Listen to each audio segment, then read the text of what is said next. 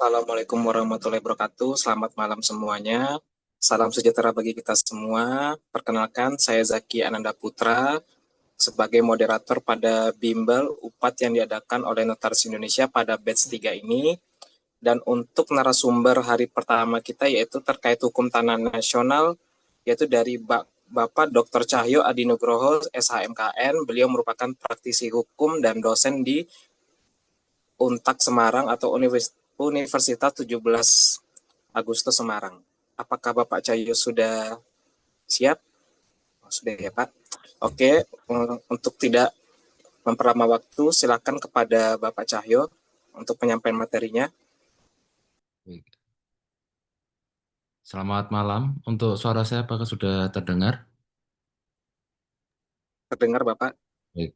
Assalamualaikum warahmatullahi wabarakatuh. Selamat malam untuk seluruh rekan-rekan yang pada malam hari ini telah bergabung di dalam eh, Bimbel UPAD untuk persiapan ujian PPAT 2026 pada batch 3 kali ini.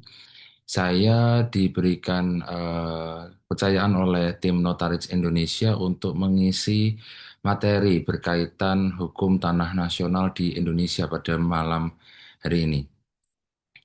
Sebelumnya pada malam hari ini untuk mempersingkat waktu, saya langsung saja untuk sampaikan materi berkaitan hukum tanah nasional. Nanti di antaranya ada sejarah hukum agraria atau pertanahan di Indonesia.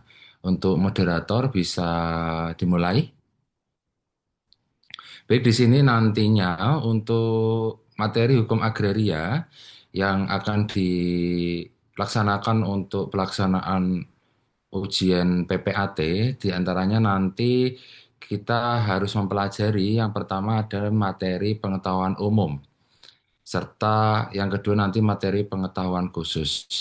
Di sini saya sudah bagi menjadi dua antara pengetahuan umum dan pengetahuan khusus yang berkaitan dengan materi hukum agraria nanti yang diujikan berdasarkan peraturan Kementerian ATR BPN di antaranya yang pertama untuk materi pengetahuan umum di situ bisa kita lihat ada berkaitan tentang organisasi kelembagaan Kementerian ATR BPN. Lalu yang kedua atau yang poin B berkaitan materi pengetahuan secara umum yaitu hukum pertanahan nasional atau hukum tanah nasional yang pada malam hari ini kesempatan akan saya sampaikan atau saya berikan kepada rekan-rekan semua. Lalu untuk materi pengetahuan khusus sendiri berkaitan ada hak tanah dan pendaftaran tanah, lalu peraturan jabatan PPAT, lalu substansi materi pembuatan akta PPAT, serta kode etik PPAT yang akan diberikan di kesempatan berikutnya. Baik, untuk Permen ATR BPN nomor 31 tahun 2016 berkaitan tentang tata cara ujian magang dan pengangkatan PPAT atau pejabat pembuat akta tanah yang telah diatur di dalam pasal 9, di mana poin tersebut berkaitan tentang ujian dan materi ujian.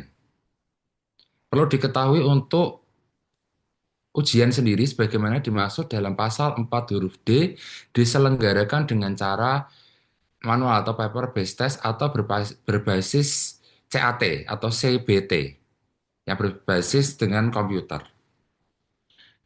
Pada pelaksanaan yang telah diujikan sebelum-sebelumnya, periode sebelumnya, memang telah dilaksanakan dengan sistem CAT atau CBT ini dengan berbasis komputer. Lalu selanjutnya untuk materi yang akan diujikan meliputi yang itu tadi saya sampaikan ada materi pengetahuan umum dan pengetahuan khusus diantaranya ada hukum tanah nasional, lalu organisasi kelembagaan Kementerian ATR BPN, lalu yang B pendaftaran tanah, yang C peraturan jabatan PPAT, lalu pembuatan akta PPAT dan kode etik profesi PPAT. Di mana itu semua nanti dirangkum dalam 100 soal yang akan diujikan dan berdasarkan durasi waktu dan atau bobot yang akan diujikan nanti ada eh, tingkatannya yaitu ada yang cukup mudah, sedang dan yang memang berat. Slide berikutnya. Nah, di sini untuk sejarah hukum agraria sendiri telah kita ketahui bahwa eh, hukum agraria memiliki undang-undang atau UUPA, Undang-Undang Pokok Agraria, di mana yang telah diatur di dalam pasal 33 Undang-Undang tahun 1945, di mana yang isinya yaitu bumi, air, dan kekayaan alam yang terkandung di dalamnya dikuasai oleh negara, di mana dipergunakan untuk sebesar-besarnya untuk kepentingan masyarakat atau rakyat. Di dalam pasal 33 Undang-Undang tahun 1945 sendiri, di situ tercantum ada Undang-Undang Nomor 5 tahun 1960 atau yang kita ketahui bahwa Undang-Undang Pokok Agraria. Di dalam skema ini telah saya rangkum bagaimana isi dari UUPA yang mana nanti sering diujikan atau sering keluar di dalam pelaksanaan ujian PPAT. Sehingga tidak perlu mencatat satu persatu, cukup melihat skema yang saya akan sampaikan pada malam hari ini di dalam pasal 1 ayat 2 UUPA, di mana seluruh bumi, air, dan ruang angkasa termasuk kekayaan alam yang terkandung di dalamnya dalam wilayah Republik Indonesia sebagai karunia Tuhan yang Maha Esa adalah termasuk itu tadi di dalam pasal 1 ayat 2 UUPA. Sehingga di Undang-Undang Nomor 5 tahun 1960 berkaitan dengan Undang-Undang Pokok Agraria tersebut ada beberapa asasnya. Ini perlu digarisbawahi, ada asas nasionalitas di mana terkandung di dalam pasal 1 ayat 1 Undang-Undang Pokok Agraria.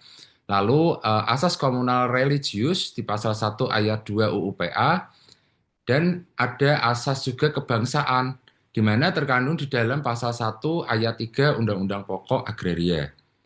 Sedangkan untuk asas kekuasaan negara telah diatur juga di dalam pasal 2 ayat 1 Undang-Undang Pokok Agraria, di mana dalam asas kebangsaan tadi juga terkandung ada hak bangsa, di mana hak bangsa itu sendiri meliputi pengambilan kekayaan alam yang telah diatur oleh undang-undang, di mana termasuk dari kepemilikannya dan penguasaan tanah yang dibatasi. Serta untuk hak bangsa sendiri ada persamaan hak pada warga negara Indonesia yang telah diatur di dalam pasal 9 sampai 14 Undang-Undang Pokok Agraria. Sedangkan untuk asas kekuasaan negara yang telah diatur di dalam pasal 2 ayat 1 UUPA itu adalah hak menguasai negara, di mana yang isinya atau kandungan di dalam dari pasal 2 ayat 1 UUPA sendiri diantaranya ada diwajibkan mengerjakan atau pengusahaan sendiri secara aktif dengan mencegah cara-cara pemerasan.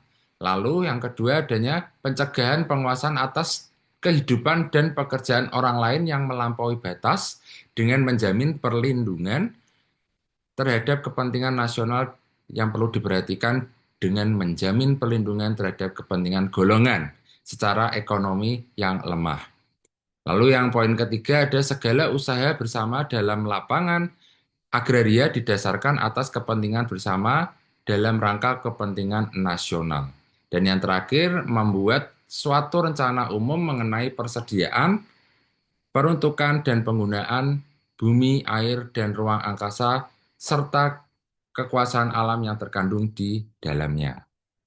Nah, di sini yang terakhir ada asas kemanfaatan dan asas desentralisasi dan asas distribusi kewenangan yang telah diatur di dalam pasal 2 ayat 3 Undang-Undang Pokok Agraria dan asas desentralisasi yang diatur di pasal 2 ayat 4 UUPA atau Undang-Undang Pokok Agraria.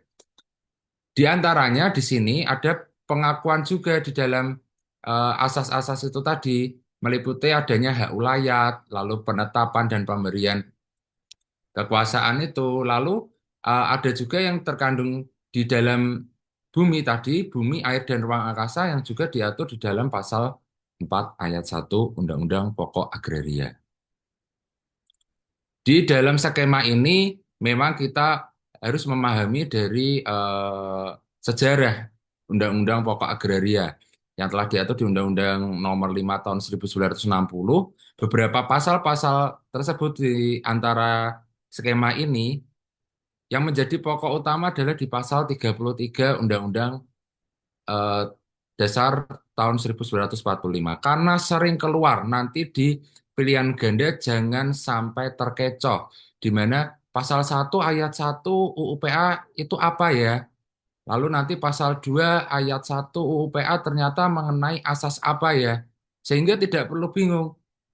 Perlu dipelajari dan perlu diingat-ingat saja di dalam skema yang setelah saya buat ini di dalam kotak-kotak ini biasanya dan sering dibahas juga di pertemuan-pertemuan yang sebelumnya, pasti asas-asas juga akan sering disinggung.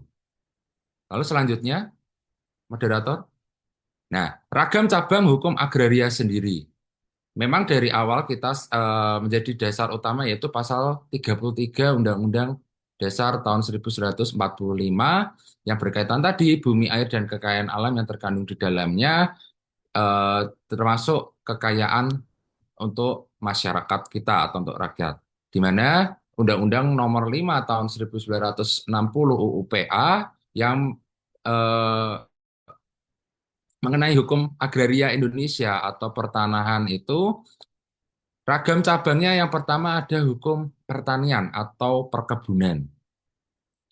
Itu ada undang-undangnya di nomor 18 tahun 2004. Lalu hukum pertambangan, di mana telah diatur di Undang-Undang nomor 4 tahun 2009. Dan ragam cabang berikutnya ada hukum kehutanan, di mana telah diatur di Undang-Undang nomor 5 tahun 1967 yang telah diubah dengan Undang-Undang nomor 41 tahun 1999, junto Undang-Undang nomor 18 tahun 2013 dengan putusan MK nomor 35 garing PUU strip Romawi 10 garing tahun 2012. Lalu selanjutnya ragam yang keempat yaitu hukum tata ruang yang telah diatur di Undang-Undang Nomor 26 Tahun 2007. Lalu bagaimana Pak ini untuk ragam yang berikutnya? Baik, untuk ragam yang berikutnya dari Undang-Undang Nomor 5 Tahun 1960 UU PA, Hukum Agraria, tentu saja hukum pertanahan ini. Nah, hukum pertanahan di dalam skema yang saya telah buat ini di antaranya ada pendaftaran tanah. Jadi hukum tanah nasional diantaranya nanti juga akan membahas berkaitan pendaftaran tanah yang telah kita ketahui ada diantaranya hak atas tanah, lalu hak atas satuan rumah susun atau rusun, dan ada HT atau hak tanggungan. Untuk hak atas satuan rumah susun sendiri telah diatur di dalam Undang-Undang Nomor 20 Tahun 2011, sedangkan untuk hak atas tanah nantinya di situ telah diatur juga di PP Nomor 40 Tahun 1996. Ya, di situ nanti ada diantaranya hak milik, ada hak guna bangunan atau hak GB, ada HP atau hak pakai, serta juga nanti adanya hak guna usaha atau HGU. Untuk hak tanggungan di dalam pendaftaran tanah juga telah diatur di Undang-Undang Nomor 4 Tahun 1996 mengenai hak tanggungan. Ya, dengan peraturan Menteri ATR BPN di nomor 22 tahun 2017 juga menjelaskan mengenai SKMHT. Nanti akan dipelajari di pertemuan berikutnya di hari ketiga atau hari kedua nanti berkaitan dengan PPAT. Silakan nanti ditanyakan berkaitan dengan SKMHT itu apa, hak tanggungan bagaimana, hak atas tanah dan satuan rumah susun. Lalu cabang berikutnya slide sebelumnya, Mas. Ya. Jadi untuk ragam berikutnya setelah hukum pertanahan atau hukum agraria ini ada hukum lingkungan, hukum bangunan, hukum perairan dan kelautan serta hukum udara. Nah, Pak, bagaimana nanti ke depannya apakah hukum lingkungan, hukum bangunan, hukum perairan dan hukum udara ini sering disinggung? Baik, untuk ke depannya biasanya untuk hukum-hukum yang lain ini dari ragam cabang hukum agraria ini memang untuk saat ini jarang dibahas. Namun untuk kepentingan-kepentingan tertentu atau di dalam aspek tertentu pasti akan menyinggung berkaitan hukum lingkungan, hukum bangunan, hukum perairan dan kelautan, serta hukum udara dan lain sebagainya yang telah diatur di beberapa undang-undang yang telah saya eh, masukkan di dalam materi pada malam hari ini. Untuk hukum lingkungan tentu saja telah diatur di Undang-Undang di nomor 23 tahun 1997. Lalu untuk hukum bangunan juga telah diatur di Undang-Undang nomor 28 tahun 2002. Serta untuk hukum perairan dan kelautan ini ada beberapa undang-undang nanti bisa dipelajari sendiri. Lalu untuk hukum udara juga telah diatur di dalam Undang-Undang nomor 1 tahun 2009 berkaitan penerbangan. Kita akan bahas lebih dalam berkaitan ragam cabang hukum agraria yang telah diatur di dalam UU-PA Undang-Undang Nomor 5 Tahun 1960 berkaitan hukum agraria di Indonesia, yaitu hukum pertanahan. Silakan slide berikutnya. Di sini untuk hak bangsa dan hak menguasai negara yang tadi telah diatur di dalam UU-PA pasal 1 ayat 2 dan ayat 3 serta tambahan pasal 2 ayat 2 di mana untuk kita bedakan dulu hak bangsa itu apa, hak menguasai negara itu apa. Untuk yang pertama di hak bangsa sendiri tentu saja telah kita ketahui di slide pertama tadi. Waktu pembukaan tadi saya sudah jelaskan bahwa pasal 33 Undang-Undang Nomor Undang-Undang Dasar tahun 1945 yang isinya bahwa bumi, air, dan kekayaan alam yang terkandung di dalamnya dikuasai oleh negara dan dipergunakan untuk seluruh masyarakat. Lalu di dalam pasal 1 ayat 1 dan ayat 2 UU-PA seluruh wilayah Indonesia adalah kesatuan tanah air dari seluruh rakyat Indonesia yang bersatu sebagai bangsa Indonesia. Nah, seluruh bumi, air, dan yang ada di ruang angkasa ini termasuk kekayaan alam yang terkandung di dalamnya dalam wilayah Republik Indonesia sebagai karunia Tuhan yang Maha Esa meliputi itu tadi. Nah, sedangkan bagaimana Pak dengan hak menguasai negara? Baik, untuk hak menguasai negara sendiri, mengatur dan menyelenggarakan, menentukan dan mengatur, di antaranya yang pertama yaitu mengatur peruntukannya dan penggunaannya bagaimana, lalu persediaannya bagaimana, apakah mencukupi atau tercukupi atau tidak, dan pemeliharaan berkaitan itu tadi, seisi bumi, air, dan ruang angkasa tersebut. Kaitannya dengan mengatur dan menyelenggarakan peruntukan penggunaan persediaan itu tadi berkaitan dengan hukum pertanahan ini. Serta adanya hukum perairan, hukum udara, hukum kehutanan, dan hukum pertambangan dari ragam cabang hukum agraria tadi. Lalu hak menguasai negara selanjutnya yaitu adanya hubungan-hubungan hukum antara orang-orang dengan bumi, air, dan ruang angkasa. Maksudnya bagaimana, Pak? Di antaranya yaitu tadi pendaftaran tanah, pemberian hak atas tanah, yang meliputi hak milik, hak guna usaha, hak guna bangunan, hak pakai, HPL, dan lain sebagainya. Dan pemberian HMRS, hak milik atas satuan rumah susun, lalu selanjutnya juga ada pemberian atau hak tanggungan. Serta ada pemberian hak lain di mana meliputi HT itu tadi, hak sewa, hak pemakaian, atau hak pinjam pakai. Itu termasuk dalam hak menguasai negara, menentukan dan mengatur hubungan-hubungan hukum antar orang dengan bumi, air, dan ruang angkasa.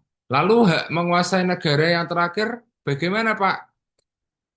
Di situ menjelaskan adanya hubungan hukum antara orang dan perbuatannya atau perbuatan hukum yang mengenai bumi, air, dan ruang angkasa.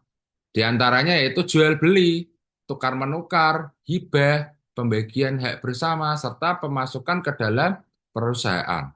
Lalu pemberian hak guna bangunan juga bisa termasuk dalam menentukan dan mengatur hubungan-hubungan hukum antar orang dan perbuatan hukum yang berkaitan tadi di dalam pasal 33 Undang-Undang Dasar tahun 1945, pemberian hak tanggungan dan SKMHT, serta sewa menyewa, pinjam pakai, dan pelepasan hak atas tanah.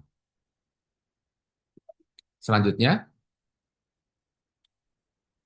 di dalam skema tadi untuk sejarah di dalam pasal atau Undang-Undang Pokok Agraria tadi di nomor 5 tahun 1960 telah disebutkan adanya beberapa pasal di UUPA, yaitu pasal 1 ayat 1, ayat 2, dan ayat 3 yang menjelaskan bahwa seluruh wilayah Indonesia adalah kesatuan tanah air dari seluruh rakyat Indonesia itu yang bersatu sebagai bangsa Indonesia. Lalu yang kedua, seluruh kandungan yang ada di dalam bumi, air, dan ruang angkasa termasuk kekayaan alam yang terkandung di dalamnya dalam wilayah kesatuan Republik Indonesia sebagai karunia Tuhan Yang Maha Esa. Lalu yang ketiga, hubungan antar bangsa Indonesia dan bumi, air, serta ruang angkasa termasuk di dalam ayat 2 pasal ini adalah hubungan yang bersifat abadi. Sedangkan di pasal 1 ayat 4, 5, dan 6 UUPA sendiri menjelaskan berkaitan aspek-aspek itu sendiri. Yang keempat, dalam pengertian bumi. Lalu yang kelima, dalam pengertian air. Dan yang keenam, dalam ruang angkasa. Jadi di pasal 1 ayat 4, 5, dan 6 itu sudah dibedakan sendiri-sendiri. Jadi jangan sampai lupa bahwa di pasal 1 ayat 4 bahwa menjelaskan pengertian bumi, ayat 5 pengertian air, dan yang ayat 6 adalah ruang angkasa. Baik, untuk yang ayat 4 di dalam pasal 1 ayat 4 pengertian bumi sendiri selain permukaan bumi termasuk pula tubuh bumi di bawahnya serta yang berada di bawah air. Sedangkan di dalam ayat 5, pasal 1 ayat 5 sendiri UUPA, pengertiannya yaitu air, termasuk baik perairan di pedalaman maupun laut wilayah Indonesia. Lalu untuk yang ayat 6 sendiri, pasal 1 ayat 6 UUPA menjelaskan berkaitan dengan ruang angkasa. Ialah ruang di atas bumi dan air tersebut, atau bumi air itu tadi yang telah disebutkan di dalam ayat 4 dan 5 pasal 1 Undang-Undang Pokok Agraria. Nah, Pak, ini bagaimana untuk pasal 33 UUD 45 ini ada beberapa poin-poin. Ada 1 sampai 5 ini. Nah, yang perlu digarisbawahi yaitu yang saya blok warna merah itu, bumi, air, dan kekayaan alam yang terkandung di dalamnya dikuasai oleh negara dan dipergunakan untuk sebesar-besarnya kemakmuran rakyat atau untuk seluruh masyarakat. Jadi perlu diingat dan perlu diwaspadai bahwa istilah-istilah ini bumi, air, ruang angkasa harus kalau kita baca memang banyak. Tapi tidak perlu kita baca semuanya, tidak perlu kita hafalkan. Cukup kita ingat-ingat saja bahwa oh poin ini, poin ini, poin ini yang ternyata yang saya stabilo merah ini yang akan menjadi highlight, yang sering keluar menjadi topik pembicaraan hangat di dalam soal-soal ujian PPAT nantinya. Berikutnya. Nah, untuk asas kekuasaan negara pada Undang-Undang Pokok Agraria yang telah diatur di dalam pasal 2 ayat 1 Undang-Undang Pokok Agraria, di mana atas dasar ketentuan dalam pasal 33 ayat 3 Undang-Undang Dasar, di mana tadi yang sering saya singgung berkali-kali di dalam pasal 1, yaitu bumi, air, ruang angkasa termasuk kekayaan alam yang terkandung di dalamnya, pada tingkatan tertinggi dikuasai oleh negara sebagai organisasi kekuasaan seluruh rakyat, di mana nanti penggunaannya itu juga untuk masyarakat, untuk rakyat Indonesia. Selanjutnya, tadi hak kekuasaan negara dan ini hak menguasai negara di mana telah diatur pasal 2 ayat 2. Di dalam skema dan di slide-slide sebelumnya sudah saya bahas, mungkin nanti bisa dibaca sendiri. Untuk slide berikutnya saja, moderator. serta asas kemanfaatan dalam UUPA, di mana yang telah diatur di pasal 2 ayat 3 Undang-Undang Pokok Agraria. Sehingga saya flashback kembali tadi untuk pasal 1 ayat 1, 2, 3 telah kita singgung, telah kita bahas di slide sebelumnya. Dan di pasal 1 ayat 4, 5, dan 6 berkaitan bumi, lalu air, dan ruang angkasa perlu diingat juga, perlu di-highlight bahwa di dalam asas ini tadi juga sering di kita menjadi pokok atau menjadi momok utama di mana yang sering menjadi beban di dalam pengerjaan itu membuat bingung pasal 1 ayat 4, 5, 6 UUPA apa ya? Nah, lalu untuk pasal 2 sendiri ternyata tentang apa ya? Untuk pasal 1 dan pasal 2 tidak perlu bingung karena dengan skema yang telah saya tampilkan di slide sebelumnya di awal tadi, itu sudah cukup menjelaskan atau membedakan perbedaan-perbedaan apa saja berkaitan pasal 1 dan pasal 2. Di dalam asas kemanfaatan di pasal 2 ayat 3 UUPA ini, wewenang yang bersumber pada hak menguasai dari negara telah diatur pada ayat 2. Nah, digunakan untuk mencapai sebesar-besarnya kemakmuran rakyat atau untuk masyarakat yang dalam artian sebagai kebangsaan, kesejahteraan, dan kemerdekaan dalam masyarakat dan negara hukum Indonesia yang merdeka, berdaulat, adil, dan makmur. Selanjutnya, tadi ada asas menguasai negara, ada asas kekuasaan negara. Nah, sedangkan untuk asas desentralisasi dan asas distribusi kewenangan dalam Undang-Undang Pokok Agraria sendiri telah diatur di ayat 4 di dalam pasal 2 Undang-Undang Pokok Agraria, di mana pelaksanaannya dapat dikuasakan kepada daerah swatantra atau yang sering disebut di mana masyarakat hukum adat. Nah, perlu diketahui bahwa hukum agraria ini sangatlah erat juga bergandengan atau eh, istilahnya sangat erat juga hubungannya dengan hukum adat. Nah, masyarakat hukum adat sendiri ini juga kita masih mengenal adanya banyaknya tanah-tanah adat di Indonesia. Jadi hukum tanah nasional ini sendiri bukan membahas saja mengenai tanah nasional Indonesia yang secara modern.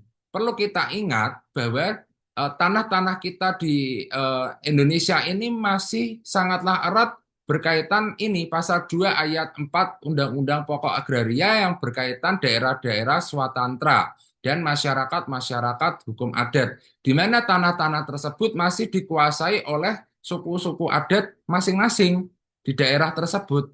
Sekedar diperlukan dan tidak dipertentangan dengan kepentingan nasional menurut ketentuan-ketentuan peraturan pemerintah. Selanjutnya pengakuan hak ulayat. Nah, untuk hak ulayat juga perlu menjadi highlight di mana pasal 3 Undang-Undang Pokok Agraria ini berkaitan hak ulayat. Nanti cukup kompleks karena tanah-tanah ulayat di Indonesia ini masih banyak juga.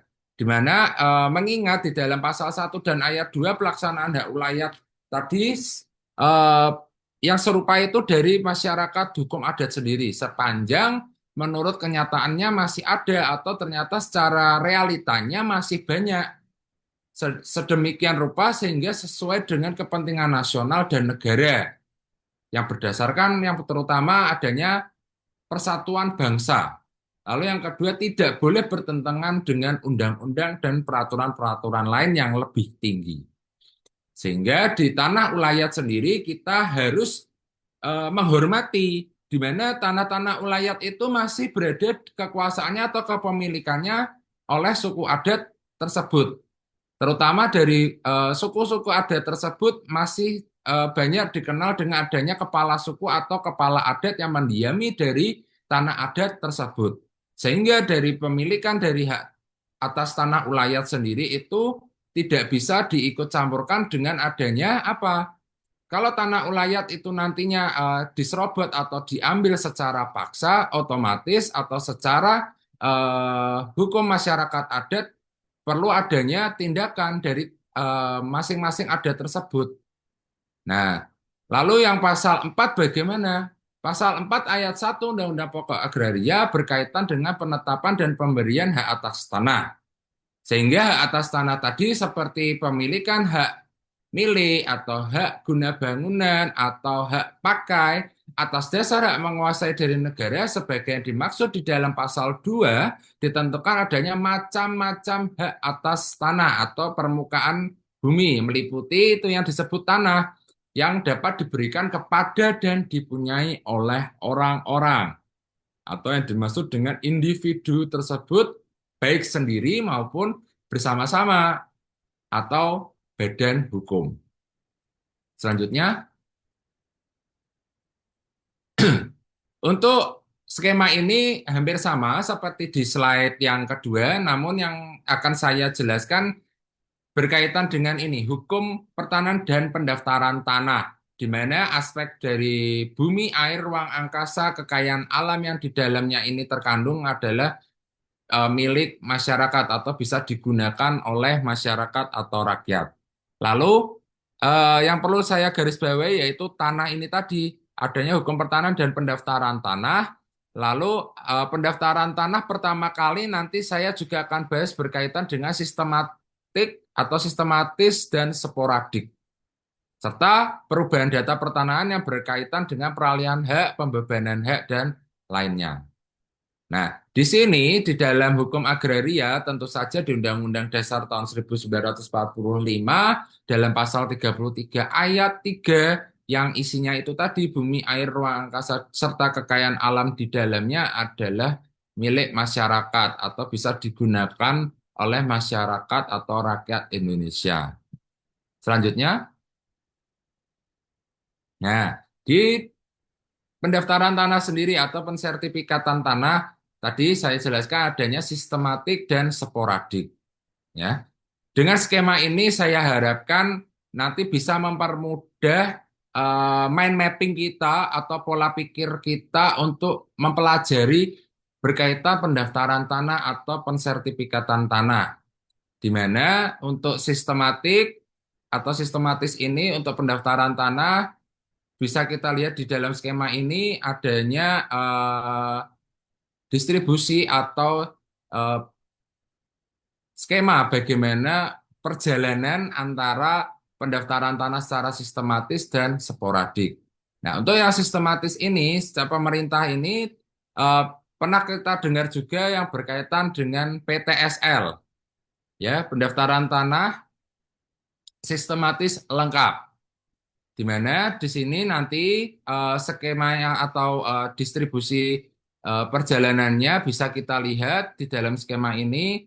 Tentu saja adanya eh, pengukuran juga di mana untuk tanah tersebut harus terdapat surat ukurnya. Lalu di dalam panitia pendaftaran tanah ini nantinya berkaitan juga adanya tim dari kantor pertanahan kabupaten atau kota, ya.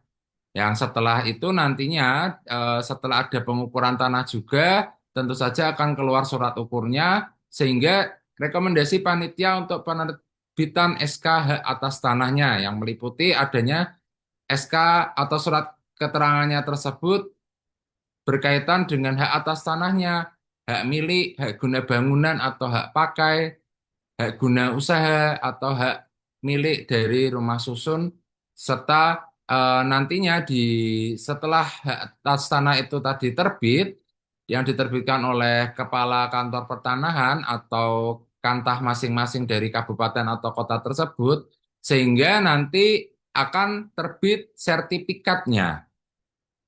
Nah, itu juga terjadi dari sporadik itu, dari perseorangan dan badan hukum. Dari skema ini nantinya sebagai seorang PPAT atau pejabat pembuat akta tanah harus hafal, harus memahami perjalanannya bagaimana. Jangan apa-apa nantinya kita percayakan kepada staf kita masing-masing. Sehingga kita sebagai PPAT juga harus memahami keadaan lapangan, perjalanannya ternyata pendaftaran tanah atau pensertifikatan tanah itu seperti ini. Seperti itu ya, bisa dipahami ya. Baik, untuk slide berikutnya moderator.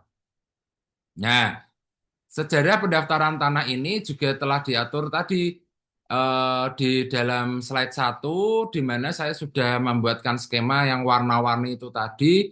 Di sini hanya sejarah tahun ke tahunnya saja.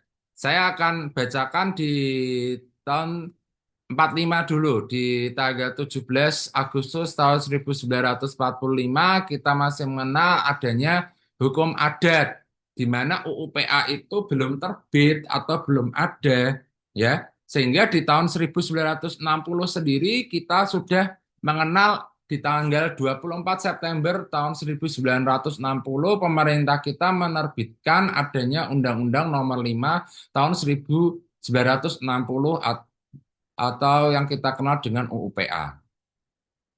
Bagaimana dengan UU-PA yang sebelumnya, Pak? Yang sebelum terbitnya UU-PA. Nah, yang sebelum adanya UU-PA di tahun 1945 sampai 1960 ini masih mengenal adanya hak adat, hak barat. Yang kita sering dengar juga adanya hak Egendem, Erprak, Opstal, lalu lain sebagainya. Nah, di situ itu masih zaman Belanda.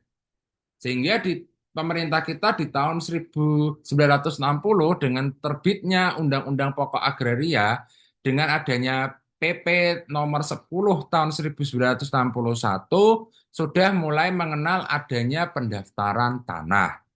Di tahun 1961 pendaftaran tanah di tanggal 23 Maret tahun 61 ini PP telah terbit berkaitan dengan pendaftaran tanah atau kepemilikan atas tanah. Lalu Permen Agraria di tahun 1961 berkaitan PPAT. Ya. Nanti perlu dipelajari, perlu diingat Permen Agraria awal kali atau awal mulanya PPAT itu bagaimana. Nah, ini di sini di Permen Agraria nomor 10 tahun 1961. Nah, itu tanggal berapa sih Pak terbitnya permennya? Tanggal 7 bulan September tahun 61. Sampai tanggalnya sudah saya tuliskan juga di sini. Lalu untuk Permen Agraria sendiri di nomor 11 tahun 1961 mengatur apa? Mengatur bentuk akta PPAT. Ya, perlu diingat sehingga PPAT itu Permen Agrarinya nomor 10. Lah kalau yang nomor 11 apa? Berkaitan dengan bentuk aktanya yang diterbitkan oleh PPAT. Lalu untuk tahun 80 apa Pak? Tahun 80 mengatur batas waktu konversi hak barat, di mana diatur di Perpres nomor 32 tahun 79 sebelum adanya ini adalah batas waktu terakhir di mana konvensi hak barat itu tadi. Sehingga di tahun 97 8 Juli 1997 dengan PP nomor 24 garing tahun 1997 mengatur kembali berkaitan pendaftaran tanah. Pembaruan dari PP nomor 10 tahun 61 berkaitan pendaftaran tanah di tahun 1997 mengatur pembaruan berkaitan pendaftaran tanah. Dan turunan ke bawahnya ini adanya peraturan pelaksana pendaftaran tanah, izin lokasi, dan tahun 2012 ada pembaruan berkaitan dengan akta PPAT. Nah, sehingga di tahun 98 mengatur PP nomor 37 tahun 98 tanggal 5 Maret tahun 1998 berkaitan jabatan PPAT. Nantinya untuk topik-topik pembahasan berkaitan PPAT akan dibahas oleh Ibu Novia Betsy di pertemuan hari berikutnya ya. Berkaitan dengan ke-PPAT-an nanti silahkan ditanyakan secara kompleks. Karena di sini saya hanya menyinggung berkaitan sejarah hak tanah Indonesia.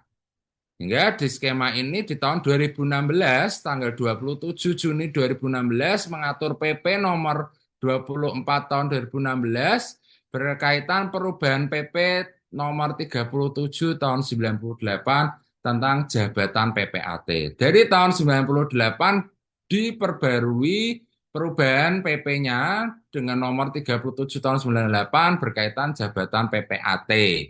Ya. Jadi perjalanan skema ini sejarah pendaftaran tanah, hak atas tanah, konversi hak atas tanah, berkaitan ke PPAT-an, dan berkaitan dengan peralihan atas tanah dan bangunan harus hafal. Karena nanti di soal ujian itu akan muncul salah satu, salah dua dari perjalanan skema ini. Perlu kita ketahui nomor-nomornya, tahun-tahunnya, berkaitan PP-PP tersebut harus hafal. Seperti itu ya. Slide selanjutnya.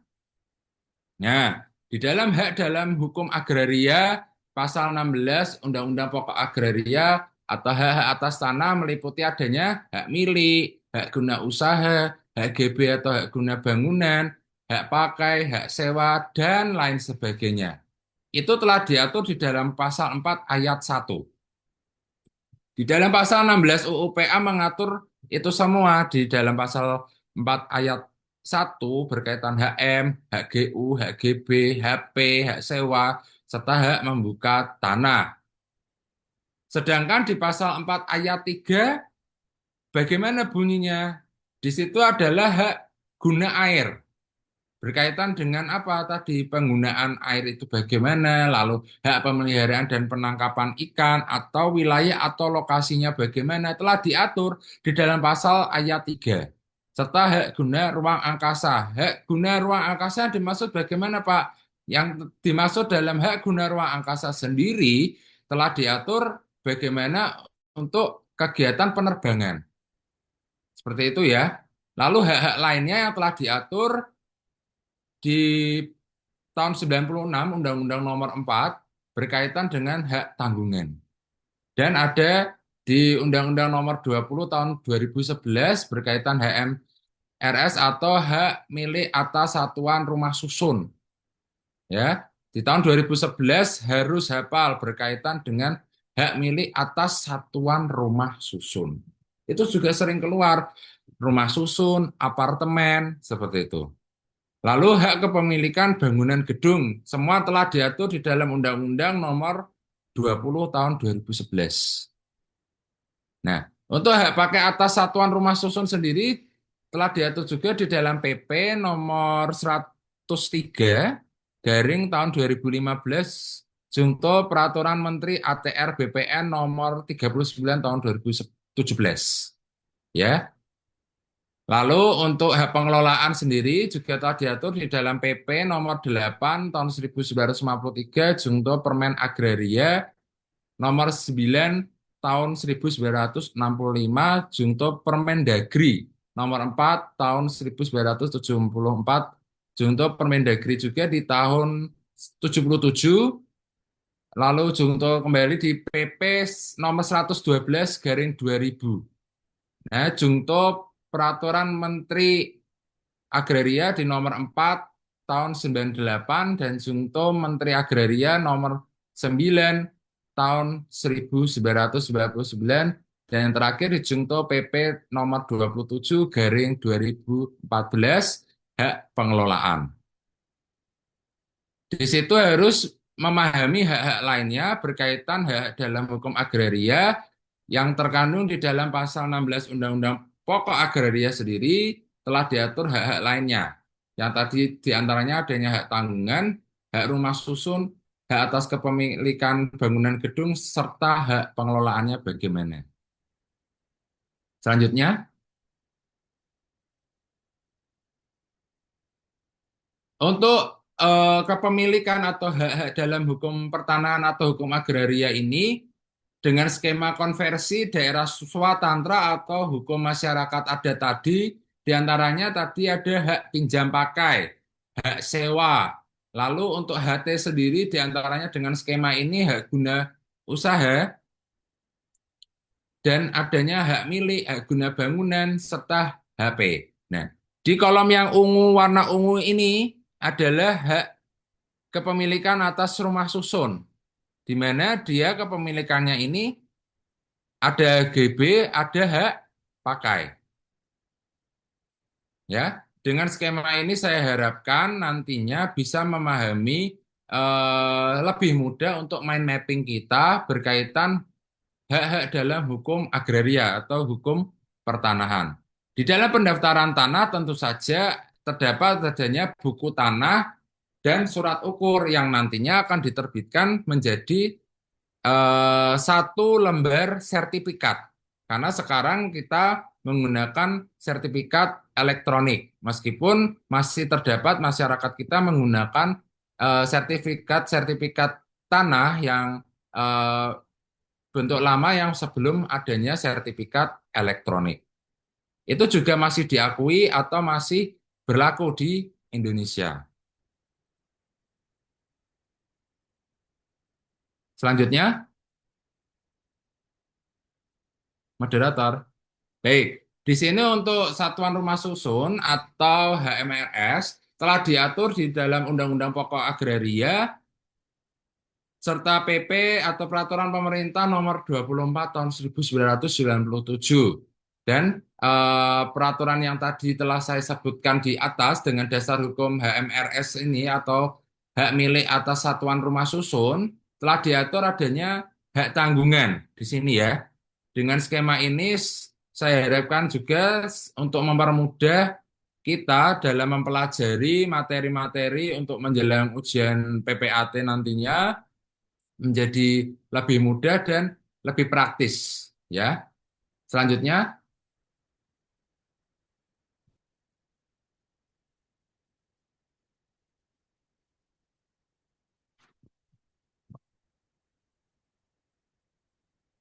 ya. Lalu untuk yang selanjutnya berkaitan dengan fidusia. Nah, di sini rumah susun dan sertifikat kepemilikan bangunan gedung, di mana termasuk sertifikat kepemilikan ini yaitu terdapat adanya hak sewa.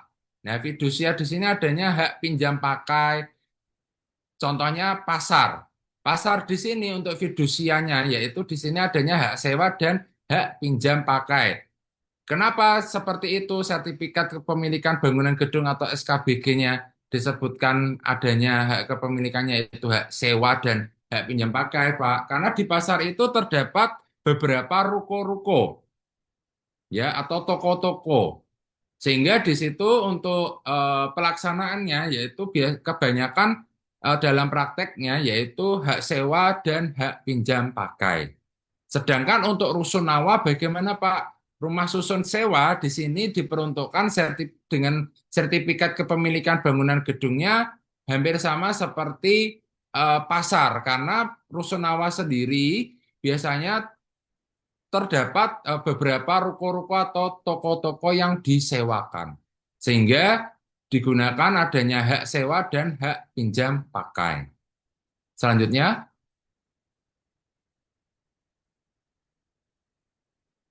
nah, di sini untuk pelepasan atau pembebasan hak atas tanah dari perseorangan dan badan. Dari pengalihan hak atas tanah perseorangan sendiri bisa melalui jual beli, tukar menukar, atau hibah, dan pembagian hak bersama, di mana nanti pencatatannya atau peralihan haknya atau yang sering kita sebut balik nama. Sehingga dengan prosesnya panitia pendaftaran tanah nanti akan mencatat atau mengukur dengan menggunakan diterbitkannya surat ukur, lalu rekomendasi dari panitia ini nanti untuk penerbitan SK hak atas tanahnya. Sehingga nanti dari kepala kantor atau kantah kota atau kabupaten, sehingga akan mengeluarkan bagaimana pembebasan hak atas tanah tersebut. Sehingga akan terbit yaitu sertifikat hak miliknya, hak guna bangunan, hak pakai, atau hak guna usaha. Lalu bagaimana dengan badan, Pak? Untuk badan sendiri itu nantinya adanya pelepasan terlebih dahulu atau pembebasan hak atas tanah, di mana adanya pertimbangan secara teknis dari kantor pertanahan dari masing-masing kabupaten atau kota tersebut, sehingga akan adanya izin lokasi melalui aplikasi OSS atau yang sering disebut dengan aplikasi pertanahan saat ini di mana untuk diterbitkannya izin lokasi sebelum PPAT melaksanakan jual beli atau penerbitan akta PPAT tersebut harus ada pelepasan hak atas tanah. Sehingga nanti akan diajukan permohonan haknya dengan panitia pendaftaran tanah di mana akan dilakukan pengukuran kembali diterbitkannya surat ukur. Sehingga dari skema ini, jika surat ukur sudah terbit, akan direkomendasikan oleh panitia untuk penerbitan SK hak atas tanah. Sehingga nanti SK hak atas tanah itu Kepala Kantah Kabupaten atau Kota akan menerbitkan sertifikat tanah tersebut. Selanjutnya, nah di sini untuk hak atas tanah sendiri, di mana nanti kepemilikan dari jaminan kredit atau pembebanan hak atas tanah dari pemasangan hak tanggungan, biasanya ini akan dilaksanakan di dalam proses jika akan ada pengajuan kredit, ya. Sehingga di dalam skema ini antara debitur dan kreditur atau penjaminnya akan melaksanakan perjanjian kredit terlebih dahulu. Sehingga di dalam skema ini bisa kita cermati bahwa di mana SKMHT atau surat kuasa membebankan hak tanggungan sendiri biasanya nanti akan terbit juga akta pemberian hak tanggungan atau yang sering disebut APHT. Di mana sertifikat jaminan fidusianya ini atau permohonan kreditnya ini nanti berupa gadai, kesi, dan lain sebagainya. Nah, di mana nanti kantor pertanahan kabupaten atau kota akan mencatat di buku pertanahan itu atau sertifikatnya dengan kepemilikan hak atas tanah tersebut, sehingga nanti akan terbit sertifikat hak tanggungan atau yang sering disebut dengan HT. Nah, untuk PPAT dan akta PPAT ini sendiri, sedikit saya singgung pada malam hari ini, karena termasuk dalam hukum tanah Indonesia, di mana PPAT sendiri meliputi adanya PPAT, PPAT sementara, PPAT khusus, dan PPAT pengganti. PPAT sendiri ini nanti dia tugasnya menerbitkan akta PPAT, ya, sesuai dengan peraturan pemerintah nomor 37 tahun 1998 serta PP nomor 24 tahun 2016 Jungto Perkaben nomor 1 tahun 2006 dan nomor 23 tahun 2009 berkaitan dengan ke-PPAT-an atau PPAT. Serta Perkaben sendiri peraturan ini nomor 8 tahun 2012 mengatur di mana akta PPAT itu berkaitan dengan jual beli, tukar menukar, hibah, pemasukan ke dalam perusahaan, pembagian hak bersama, pemberian hak GB atau hak pakai di atas tanah hak milik, hak tanggungan itu tadi yang berkaitan debitur dan kreditur, lalu surat kuasa membebankan hak tanggungan. Jadi di dalam skema ini untuk akta ke-PPAT-an dan tugas dari PPAT sendiri cukup jelas sebetulnya bahwa di mana PPAT dan akta PPAT yang menjadi tugas utama seorang PPAT itu apa saja telah diatur di dalam PP dan Perkaben. Seperti itu ya. Dan selanjutnya, untuk kewenangan mempergunakan tanah termasuk tubuh bumi, air, dan ruang angkasa tadi sudah diatur di dalam pasal 4 ayat 2 UUPA. Hak atas tanah yang dimaksud dalam ayat 1 pasal ini memberikan wewenang untuk mempergunakan tanah yang bersangkutan.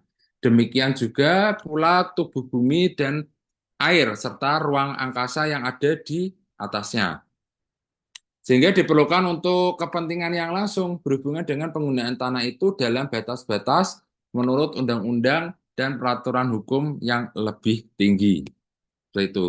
Sehingga dalam penggunaan bumi, air, dan ruang angkasa itu telah diatur semuanya di dalam Undang-Undang Pokok Agraria yang termasuk di dalam hak atas tanah sendiri dalam pasal 4 ayat 2 UUPA, sehingga dalam penggunaannya itu sudah cukup jelas semuanya.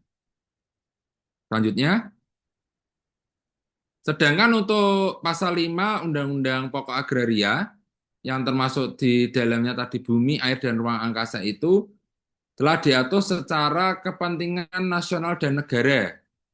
yang berkaitan dengan hukum adat juga. Jadi di pasal 5 Undang-Undang Pokok Agraria ini berkaitan dengan tadi swatantra tadi, yaitu hukum masyarakat adat berkaitan dengan tanah-tanah adat di Indonesia. Selanjutnya, untuk fungsi sosial pada hak atas tanah dalam pasal 6 Undang-Undang Pokok Agraria berkaitan semua hak atas tanah mempunyai fungsi sosial. Apa sih yang dimaksud dengan fungsi sosial? Fungsi sosial berarti mewajibkan pada yang memiliki hak untuk mempergunakan tanah yang bersangkutan sesuai dengan keperuntukannya atau keadaannya.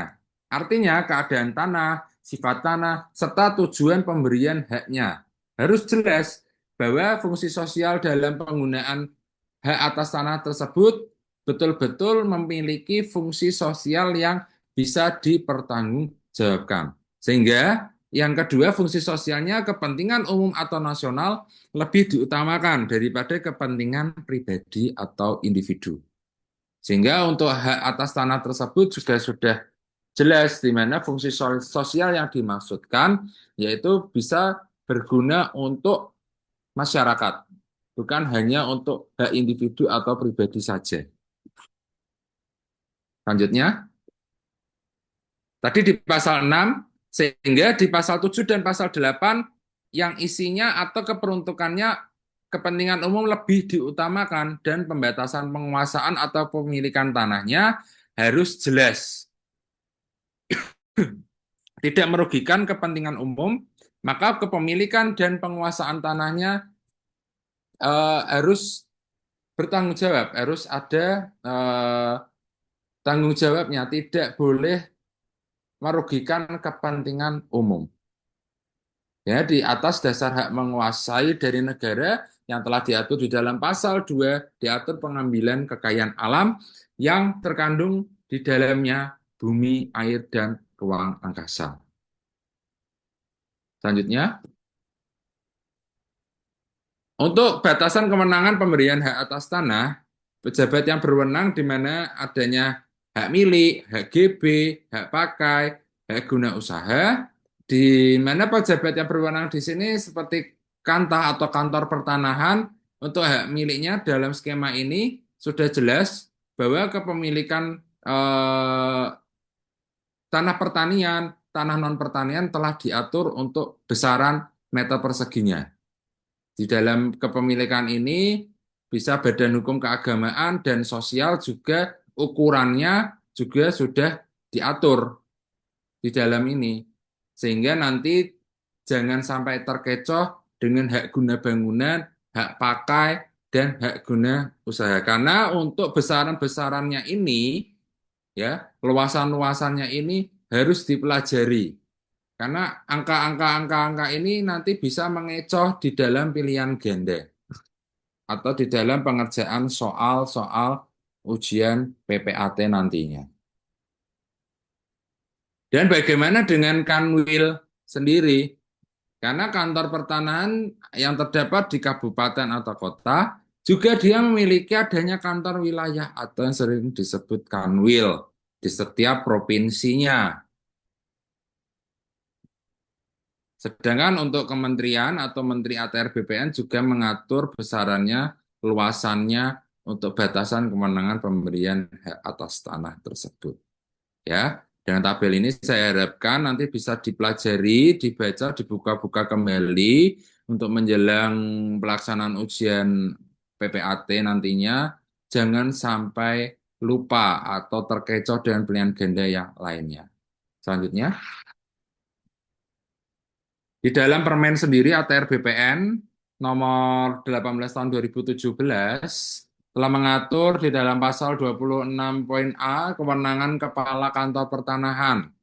Nah, kewenangan Kantor Pertanahan atau Kakantah di mana telah diatur di bawah ini ada A, B, C, D harus memahami semuanya.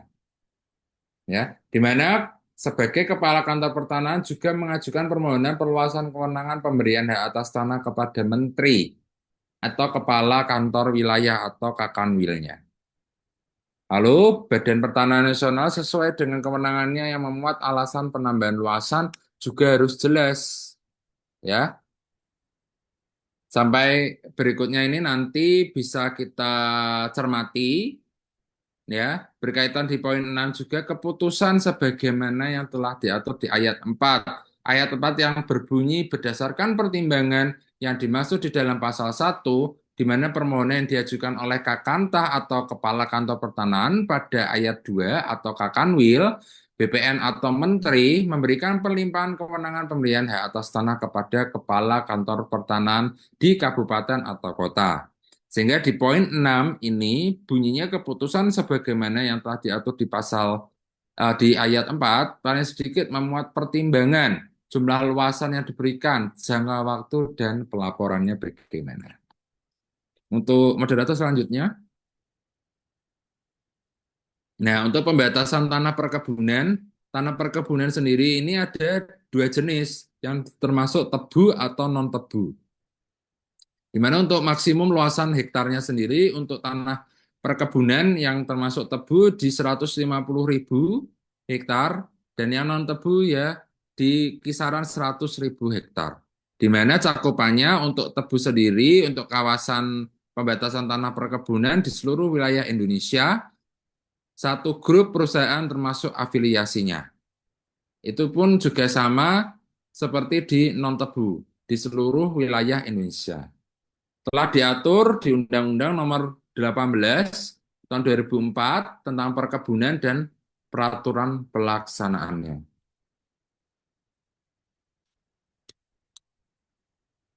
Nah, di sini adanya hak pada WNI dan larangan monopoli.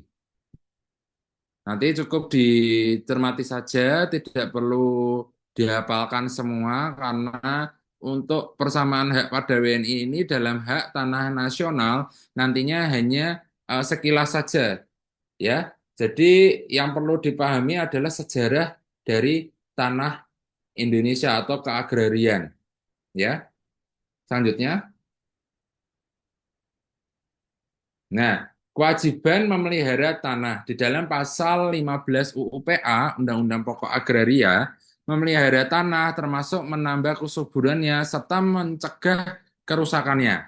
Adalah kewajiban tiap-tiap orang, badan hukum atau instansi yang mempunyai hubungan hukum dengan tanah tersebut, serta memperhatikan pihak yang ekonomis. Selanjutnya, ini untuk dasar-dasar hukum ini sudah saya ringkaskan, di mana nanti pasal-pasal ini, undang-undang ini, PP, peraturan pemerintah dan peraturan menteri, serta undang-undang yang tercantum di bawah ini perlu dihafalkan.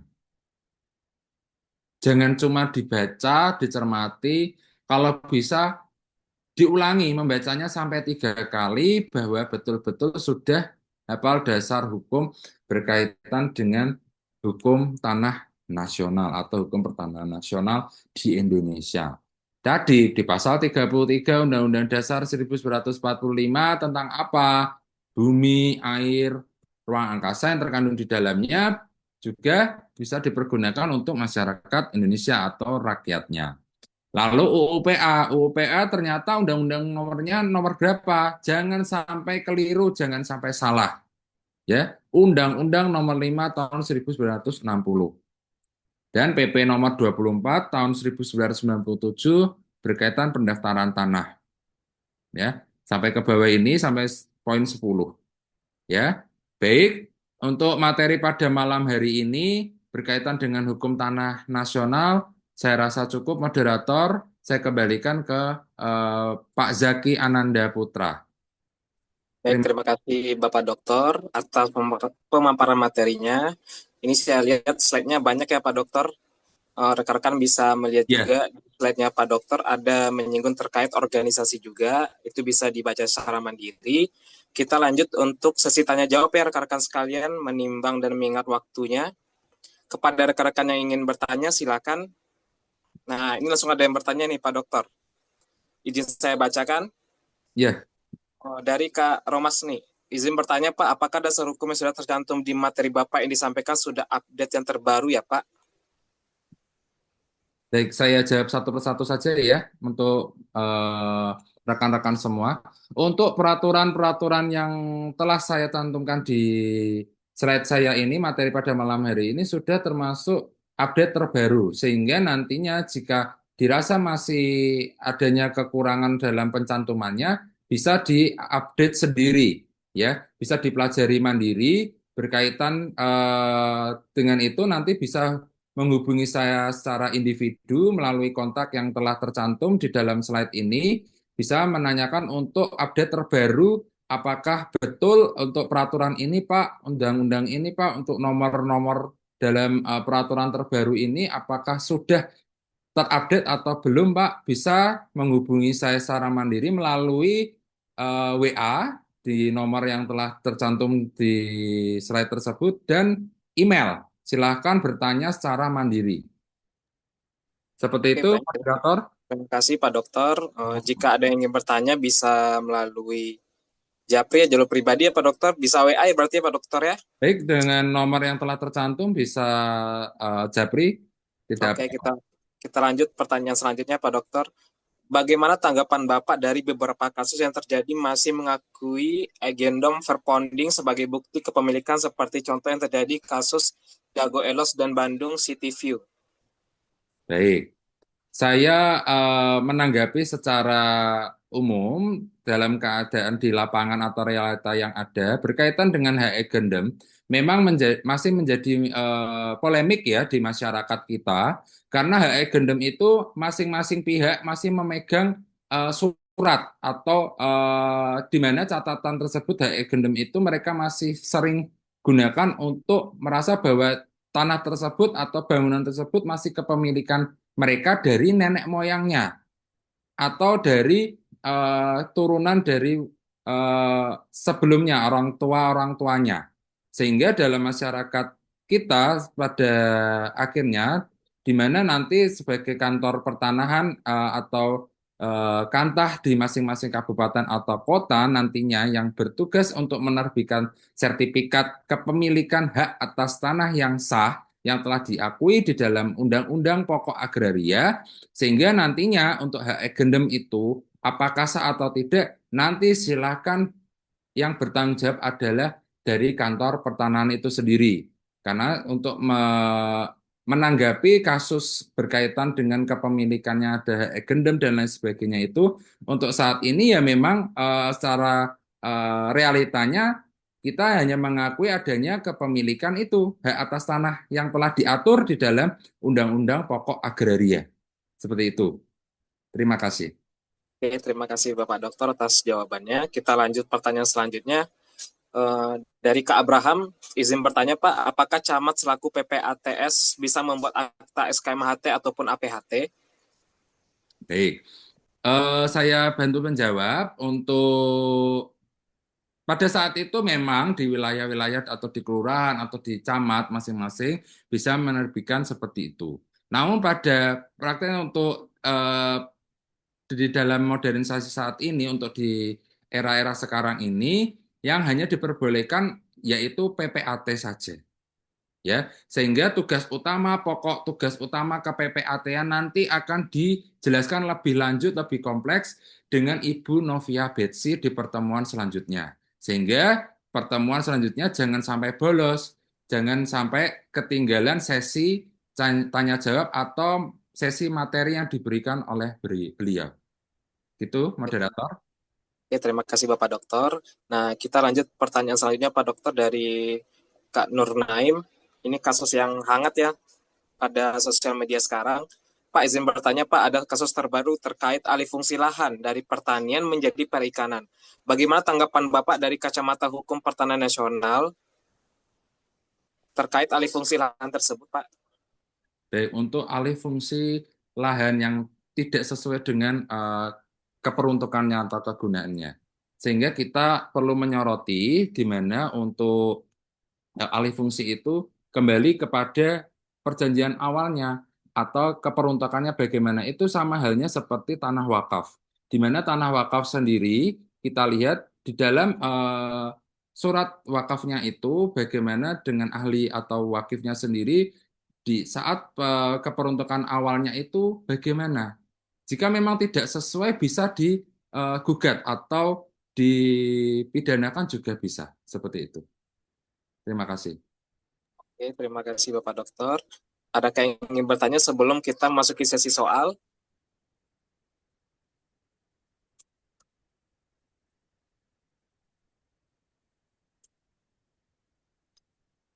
Sepertinya tidak ada, Pak Dokter. Kita bisa masuki sesi soal ya, Pak Dokter ya.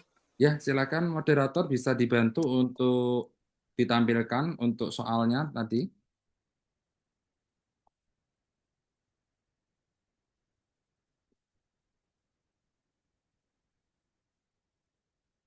Ya, Oke, sudah. rekan-rekan sekalian, kita akan memasuki sesi soal. Seperti biasa, saya akan bacakan dan rekan-rekan bisa menjawab melalui kolom chat. Ini ada 30 soal terkait hukum tanah nasional yang dibuat oleh Bapak Dr. Cahyo Adinugroho SMKN. Soal pertama yaitu dasar hukum utama yang mengatur hukum tanah nasional di Indonesia adalah A. KUH Perdata, B. UUD 1945 pasal 33 ayat 3, C. KUHP, D. UU Perkawinan. Pada jawab B, Pak Dokter, betul? Ya, Betul, betul. jawabannya B, bravo, bisa ditandai ya rekan-rekan sekalian.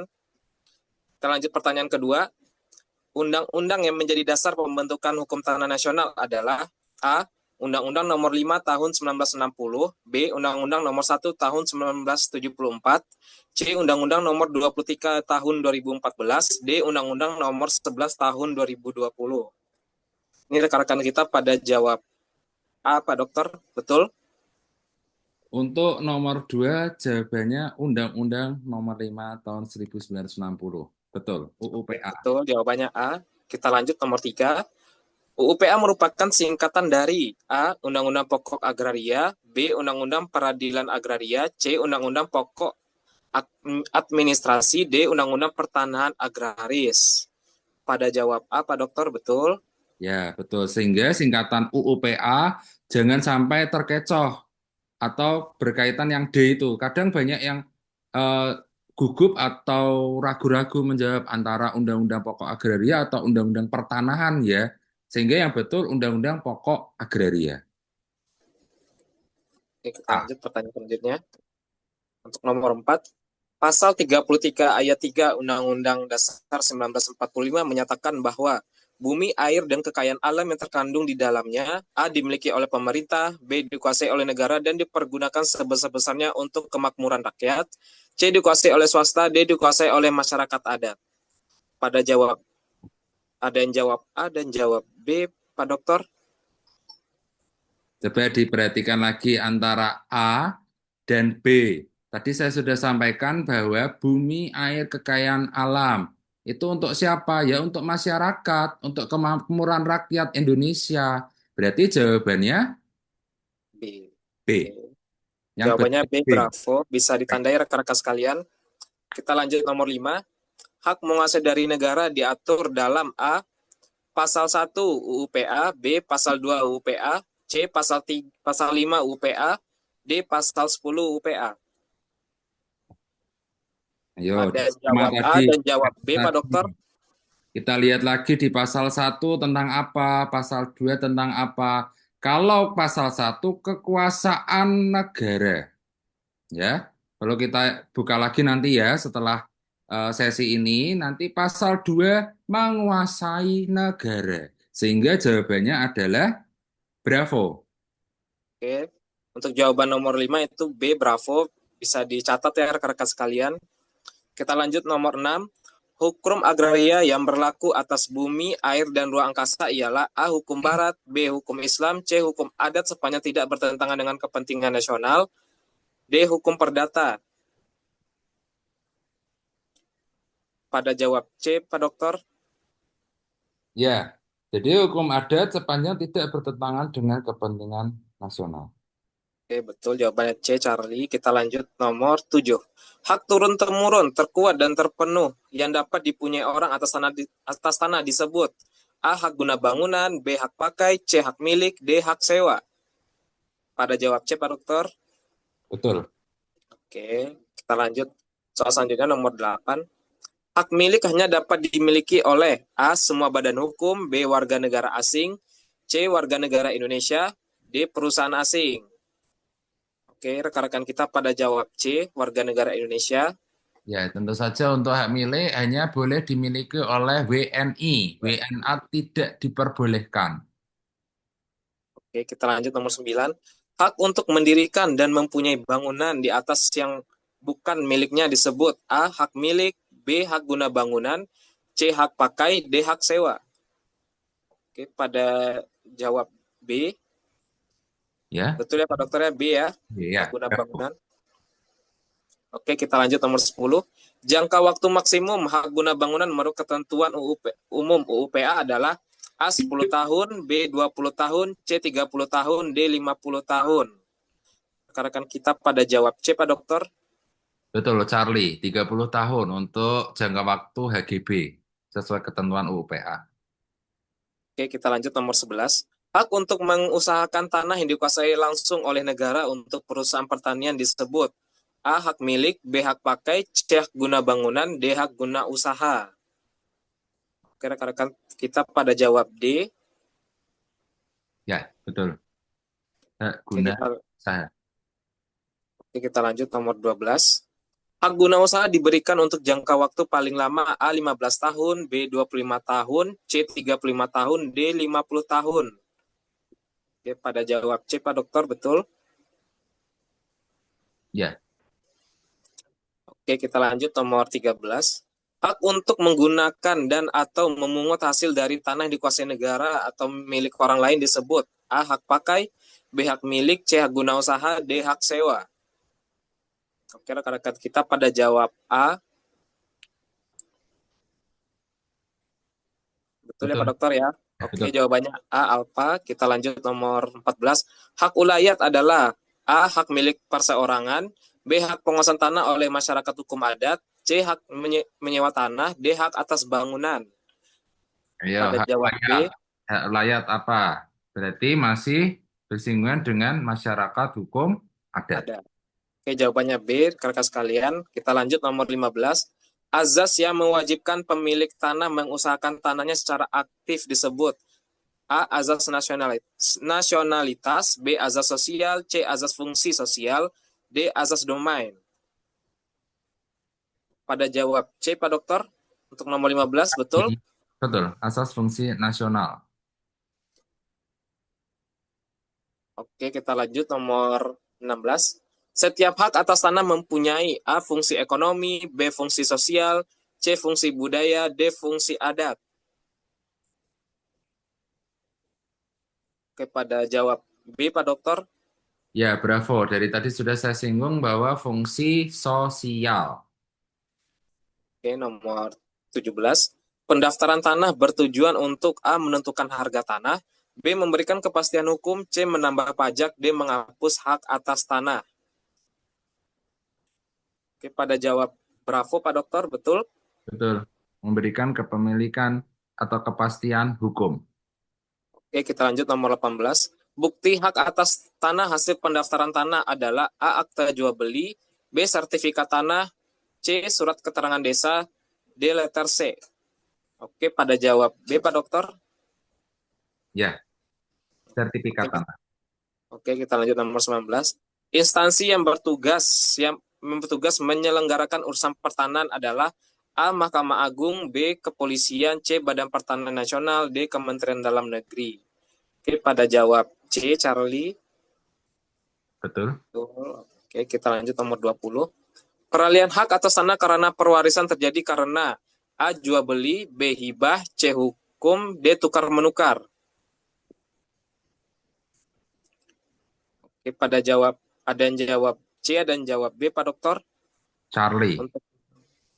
Oke, jawabannya C. Kita lanjut nomor 21. Peralihan hak atas tanah yang dilakukan melalui jual beli harus dibuktikan dengan A. Surat desa, B. Putusan hakim, C. Akta PPAT, D. Akta notaris biasa. Oke, pada jawab C. Akta PPAT. Betul. Betul. Kita lanjut Moderator, nomor saya flashback ke nomor 20 dulu. Mungkin nanti kalau timbul pertanyaan, kenapa kok jawabannya C? Kita lihat lagi pertanyaannya bahwa peralihan hak atas tanah karena pewarisan terjadi karena bukan hibah. Karena pertanyaannya itu kita lihat lagi terjadi karena apa ya? Karena hukum, ya. Karena Betul. adanya perbuatan hukum. Seperti itu ya. Baik, bisa dilanjut. Baik, kita lanjut nomor 22. PPAT merupakan singkatan dari A. Pejabat Pengawas Administrasi Tanah, B. Pejabat Pembuat Akta Tanah, C. Pegawai Pengelolaan Administrasi Tanah, D. Pengawas Pertanahan dan Agraria Terpadu. Oke, pada jawab B, Pejabat Pembuat Akta Tanah. Kita lanjut nomor 23. Hak atas tanah dapat hapus karena A. Tanahnya musnah, B. Dilepaskan secara sukarela, C. Dicabut untuk kepentingan umum, D. Semua jawaban benar. Ada yang jawab D, ada yang jawab apa dokter? Untuk nomor 23. Semua jawaban benar. Oke, jawabannya D, semua jawaban benar. Oke, kita lanjut untuk soal nomor 24. Pencabutan hak atas tanah dilakukan untuk A. Kepentingan pribadi, B. Kepentingan keluarga, C. Kepentingan umum, D. Kepentingan perusahaan. Oke, pada jawab C, Pak Dokter Charlie. Kepentingan umum. Charlie, betul. Oke, kita lanjut. Soal terakhir, sistem hukum tanah nasional di Indonesia didasarkan pada A. Hukum Romawi, B. Hukum Barat, C. Hukum adat, D. Hukum Inggris. Ada yang jawab B, ada yang jawab C, Pak Dokter. Hukum tanah nasional di Indonesia tentu saja didasarkan dari sejarah. Hukum adat. Oke, untuk nomor 25 jawabannya C. Charlie. Oke, rekan-rekan sekalian, sesi kita berakhir terkait pendaftaran tanah ya yang dibawakan oleh Bapak Dr. Cahyo Adinugroho. Sebelum kita penutup, ada pesan-pesan Pak Dokter dari Bapak? Baik, untuk kesan dan pesan pada pertemuan sesi kali ini berkaitan hukum tanah nasional yang saya bahas malam hari ini itu berkaitan dengan pendaftaran tanah juga. Semoga nantinya dengan skema-skema tadi bisa menjadi bahan untuk belajar. Karena dari latihan soal-soal ini saya rasa ini sudah saya akomodir dari bank soal atau yang sering dikeluarkan saat ujian PPAT. Sehingga bisa memudahkan rekan-rekan semua untuk belajar. Ya, tetap semangat, jangan putus asa. Apabila yang sudah pernah mengikuti di periode sebelumnya untuk ujian dan merasa belum beruntung, silahkan keberuntungan berpihak kepada kalian di periode kali ini.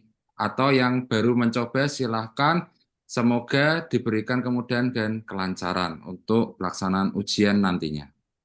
Terima kasih. Amin, amin ya robbal alamin.